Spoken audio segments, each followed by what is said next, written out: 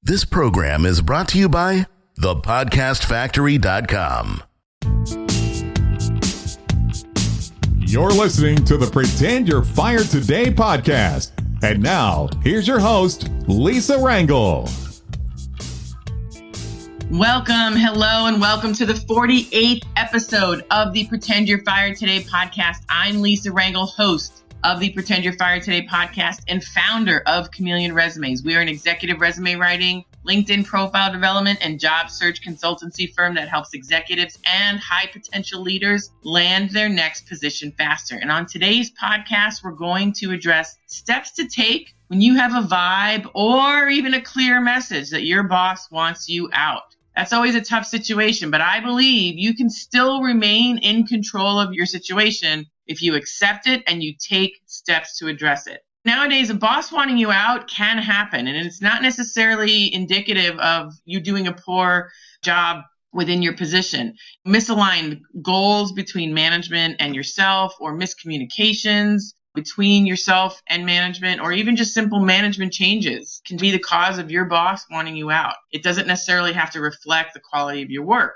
Whatever the reason, however, you can stay in control on your employment status. And by employment status, I mean where you're continuously employed. Even if it's not at this company, you want to make sure that you're going to minimize, if not eliminate, the gap, an employment gap. So here are some steps that you can take to stay continuously employed and do your best to not get stuck without a position. So first, evaluate the situation and see if it can be saved. While you should still get things in order, and we're going to address that in the next few steps after this one, but don't automatically assume that you need to leave. See if you can turn the situation around. Ask your boss for candid feedback on your performance and get really clear on what their goals are.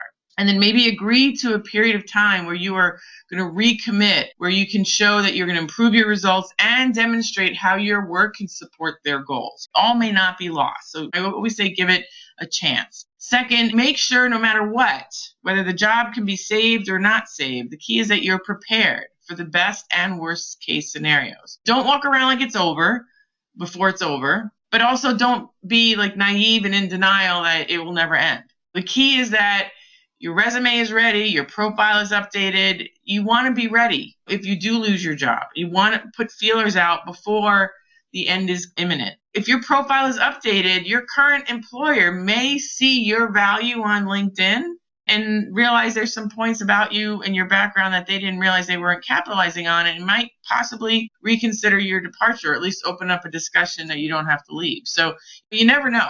The key is to do the right thing. So go to resumecheatsheet.com and LinkedInprofilecheatsheet.com to get our free cheat sheet resources. So this way you can update your documents and maintain your dignity and no desperation. Have that stuff ready to go. This is one job, and there could always be another one if this one doesn't work out.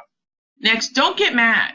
Get proactive. Despite your best efforts, if you're really being truly pushed to leave, stay proactive, stay positive. To the best of your ability, don't get mad or vindictive. Holding a grudge, I believe, really only negatively affects your situation and leaves you looking petty. You're going to leave, and that employer is still going to go on. So I say keep your side of the street clean. Hold your head high. Conduct yourself with grace. Leave a favorable legacy regardless of the situation. And also, this is a very practical piece of advice. Being mad will seep its way into your job search efforts. I see it all the time. When you're mad and bitter and looking to get back at the man kind of thing, potential employers sense that vibe. And I'm telling you, potential employers do not want to hire someone that feels jaded. They don't want to inherit somebody else's anger, some other employer's anger. The anger is directed at a prior employer. They don't want it. So you need to make sure that you're really taking the steps to work through any anger you do have. I'm not saying don't be angry. I'm just saying process it positively and don't let it seep into your efforts to land another position if needed, because that won't be good. Also, discreetly conduct a job search. Even if the job can be saved, I say use this situation as an opportunity to just expand your network. Go out some lunches that you wouldn't normally take with your network, people in your network. Just put some subtle feelers out there, even if your job can be saved. Obviously, if you're getting clear signs your job is not going to be saved, then you got to turn this up to 10. You need to amplify this effort exponentially. However, even if the job can be saved, don't ignore just normal career management network expansion efforts. The situation with your boss could be the universe's way of telling you to take care of yourself. So this way you'll always be able to find another job fast if needed. Again, even if the situation can be saved, you want to make sure that you're always taking care of yourself and that you can always tap your network to land something fast if you needed it. So don't ignore the message being told you by the universe with this situation happening as it's happening right now. And lastly, the bottom line is don't hold on too long. You got to know when it's time to go. Sometimes, despite the meetings, the salvaging efforts, the recommitments, sometimes it's just not going to turn around. And you may have to decide it's time to go and be in agreement and then just let the situation end as gracefully and as amicably as possible. So I'm not advising anyone to quit. Everyone has to make their own decisions based on their financial and their professional situation and their personal situation. However, if that option of leaving prior to having a job is one that you're going to have to make, I can tell you the positive to that is this will allow you to focus 100% on the future job and that whole search effort. And you're not going to have to juggle like working at a job that's really tough to keep and you're constantly being scrutinized and still do a job search. So there is a positive if you do have to go, but the key is to know when it's time to go. Don't hold on too long. And if you want help navigating this type of situation, so you're not doing it alone, then consider hiring us for the personalized guidance to handle this difficult situation with grace and with dignity. In a completely practical manner, we can help you make sure you're minimizing, if not eliminating, an employment gap. Goal is to be continuously employed. It's being proactive about your career and about the hiccups in your situation that arise in everyone's life. In today's economy, true executive job security really resides in being proactive and always making sure you're taking care of yourself. So go to executivejobsecurity.com, invest in our executive job security program to work with our team of career performance coaches, and we can show you how to devise a plan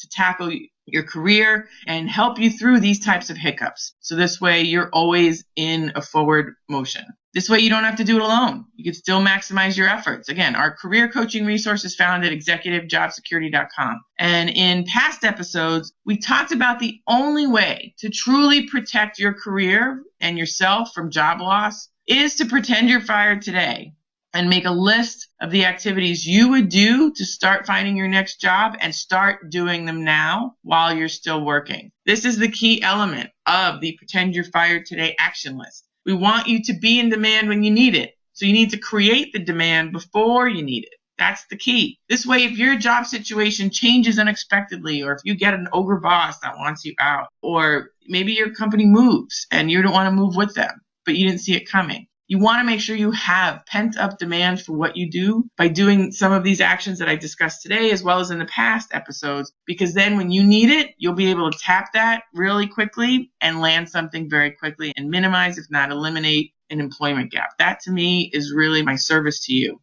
And for the next few episodes of the Pretend You're Fired Today podcast, we're going to continue to go through a list of tactics and activities to do now, as if you were let go today, to ensure you are always employable and you are always ready for whatever the world brings your way. The first item on our Pretend You're Fired action list is to update your resume. We cover that in episodes 1 through 8. And you can also go to resumecheatsheet.com to get our instructions in our sample resume and how to outline that and format and write the document. And the second item on the list is updating your profile, which you can also review in episodes 9 through 12 and go to LinkedIn profile cheatsheet.com to get an example of how everything should be laid out and how it's discussed in those episodes. And in the last 36 or so episodes, some of the topics we covered are how to work with recruiters, how to answer the salary question, whether you're on an interview or a performance review, ways to create 9 hours of job search time per week. That is like essential for busy professionals and executives, and the ABCs of job security. So you're going to want to go through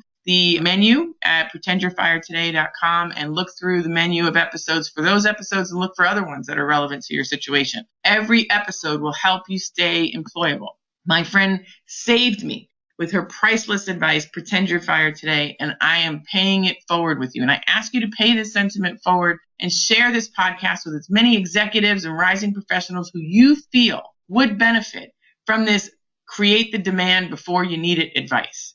Doing the steps suggested in this episode will help you maneuver through the challenge of your boss wanting you out. And you're still going to hold your head up high. And in the next episode, I'm going to discuss what you can do if your boss is suddenly fired. This happened to me. And I want to outline how this can affect you and steps that you can do to take care of yourself if that situation happens to you. It's unsettling. So it's a challenging situation for people, and I want to offer some guidance on how to handle this situation. So don't miss the next episode so you know what to do if this happens to your boss. And in the interim, if you want personalized coaching for your career, you can get past this type of situation, or maybe there's another area in your career that you're struggling with, go to executivejobsecurity.com and hire us. Let us help you with these direct issues. Let us help you create continuous employability in your career, and it'll minimize the stress. You don't have to do it alone. So I look forward to seeing you on the next episode. Be well.